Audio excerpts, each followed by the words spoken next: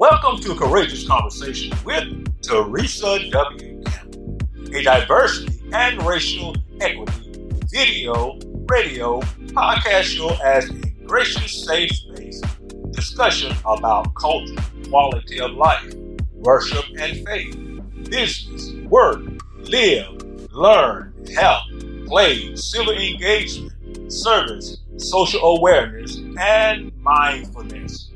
Let's tune in with our host, Teresa W. Campbell.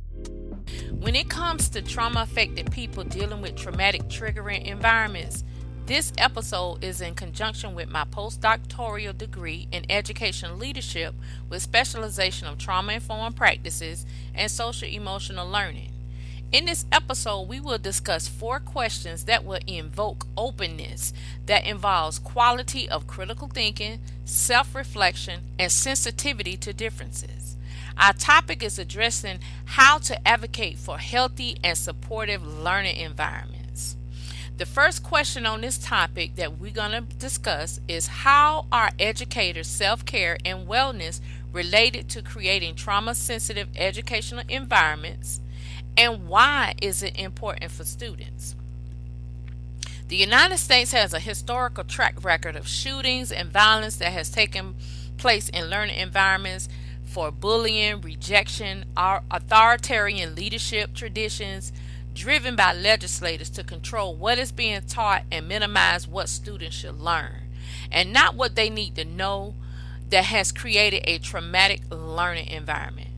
Each time this occurs in our public school systems, educators are protectors who must respond by demonstrating safety, trust, collaboration, peer network, agency, and voice within learning environments.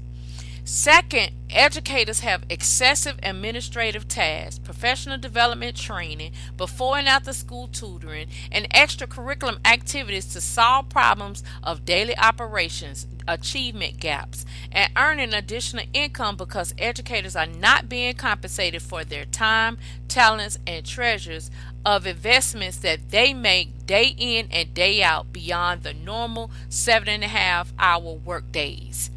These are some of the examples that impacts educators' self-care and wellness that will impact student learning and staffing issues because the school leadership is not leading with social awareness to encourage and support verbal and nonverbal communication of educators that they are not performing as usual. As an educator in K through 20 learning organizations in the state of Florida, I've taken my self-care and wellness serious for several reasons. First, my mental health of personal matters has to be compartmentalized when teaching students because my whole person must be fully present in order to comply with the contractual requirements and driven with passion to ensure students is striving in learning, academics, and social awareness.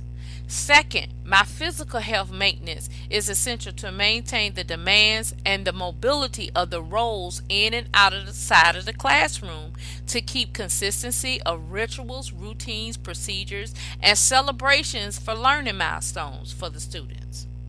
Third, my soul is where my identity, values, assumptions, and upbringing to remember to treat the student, staff, and school leadership in the way I seek to be treated. The second part of this question, why is it important for students? Students are very observant and attentive of the emotions and physical actions of adults.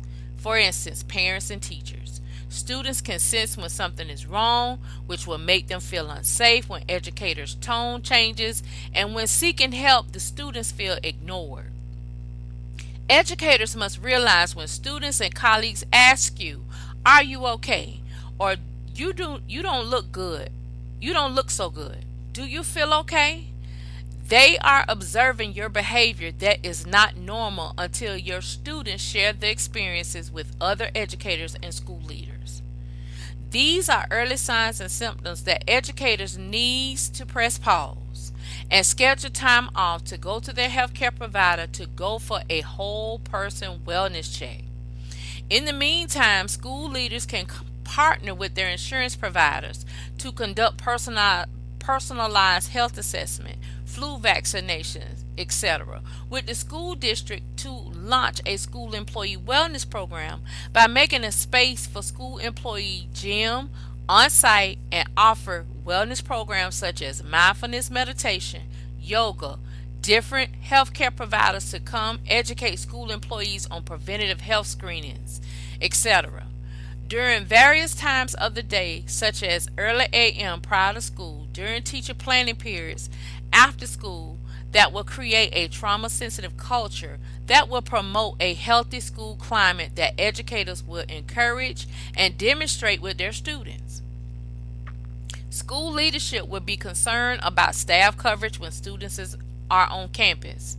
Educators should have built relationships with parents that they can come in and volunteer, schedule a substitute teacher, or school staff members to cover your staffing assignment for at least 1 hour separate from your lunch break. Moving to our next question. What strategy or strategies would you recommend for educator self-care and or wellness? Collectively, educators must unite to support their self-care and wellness by proposing some of the ideas of your own your own ideas. The CDC Healthy and Supportive School Environment has a whole school, whole community, whole child model that can be presented and adopted in schools. Healthy schools consist of all employees, teachers, administrators, bus drivers, cafeteria workers, custodial staff, and contractors. School district leaders must allow the opportunity for educators to press pause, to take mental breaks, to eat nutritious meals and snacks, and to take many naps to relax their bodies to be able to refresh and re-engage back to the roles and responsibilities of an educator outside of their scheduled lunch breaks. First, school leaders can support healthy eating habits with school cafeteria to provide healthy snacks throughout the day in the teacher lounge and in training meetings. On the other hand, community partners can volunteer and donate healthy eating snacks and meals throughout the day to restore educators' stamina in the classroom. That will not only promote self-care and wellness, but also for those who are suffering with food insecurities of not having enough income for food. Many underpaid educators must rely on food banks to ensure that they have food for themselves and their families. Unfortunately, all food banks are selecting who and what healthy food items are distributed instead of following the 4 food groups of fruits, vegetables, grains, proteins, foods, and dairy. Encourage adopting an active lifestyle by creating a bicycle club, a walking club, a yoga club, or joining them outside of school time. Promote tobacco-free lifestyles, stress management strategies, and avoiding exposure and injury to hazardous materials at school, and taking environmental governance of air filtration for promoting respiratory health. Our next question is to describe the research process and findings for advocating for healthy and supportive learning environments. School immunizations has been a long-standing requirement for students and school employees to promote healthy learning environments. Prior to the COVID-19 pandemic flu and new childhood viruses began to surface that globally impacted our respiratory health and daily personal hygiene practices in our daily lifestyles activities. The CDC healthcare professionals provided numerous warnings on the preventative measures that we must all take to have a healthy lifestyle. The National Education Association addressed a report from the RAND Corporation of 3 key takeaways that well-being is poor for Hispanic Latinx teachers, mid-career teachers, and female teachers. Poor well-being and adverse working conditions were linked with educators' intentions to lead their jobs and creating more supportive work environments for educators. District and school leaders should avoid superficial, one-off wellness programs and take a system-wide, comprehensive approach to educators' wellness. The RAND report data was collected from the annual State of the American Teacher and State of the American Principal survey that examined that the well-being of educators focused on job-related stress, burnout, symptoms of depression, coping, and resilience. Workplace harassment was also a factor of threats of COVID mitigation measures. Classroom curriculum and racial discriminations were factors for educators to leave for not being paid for what they're worth, and the demands were way too much. Overall, the RAND Corporation has provided evidence-based reports that legislators and school officials need to make educators' well-being a priority. Many states has responded by dealing with staff shortages to attract more diverse educator populations since the National Education Association states that over 460 languages are represented in United States classrooms. Unfortunately, staffing will reduce the stress.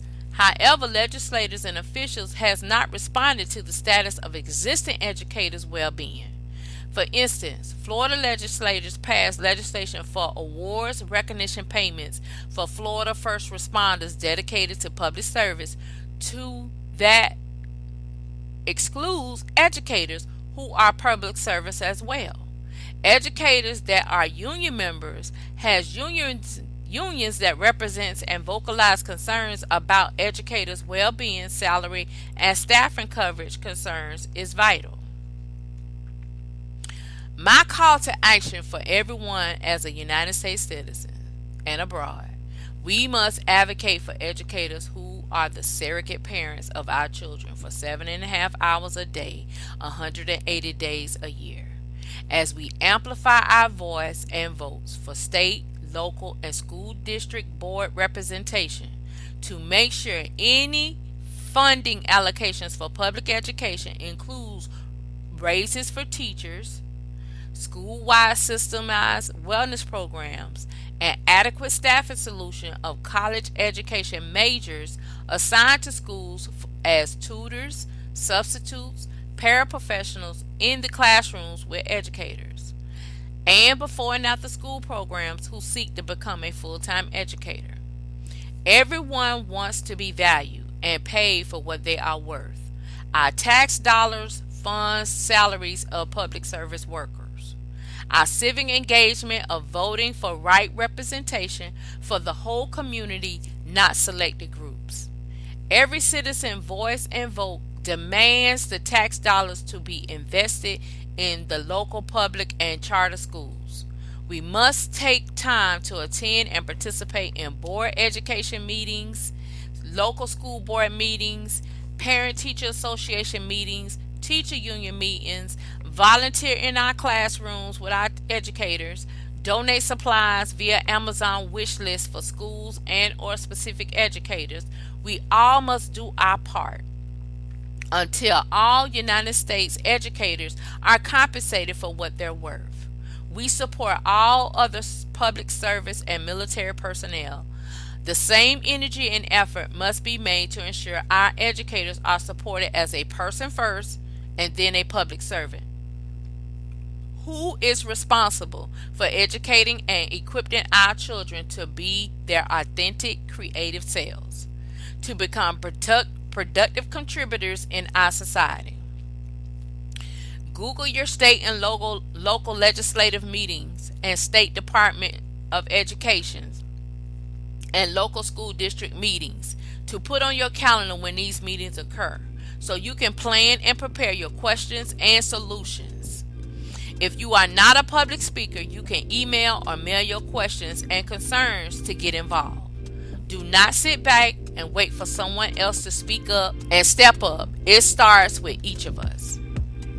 Thank you for listening to our Learn in Healthcare series on Courageous Conversations with Teresa W. Gamble, and we encourage you not just to listen, but to take action and invite others in your community to joining the initiative of advocating for healthy and supportive learning environments for our educators. You have been listening to Courageous Conversation with Teresa W. Gamble. You can catch us on Wednesday at 5 p.m. Eastern. Subscribe and turn on your notification Oh, by the way, Courageous Conversation with Teresa W. Gamble is on YouTube too. To stay connected, Season 3 in 2023. Do not be weary in well-doing. You shall reap if you faint not. Galatians 6 and 9. Produced by CRPC Now Media. Powered by Concierge Resource Professional Consulting, LLC.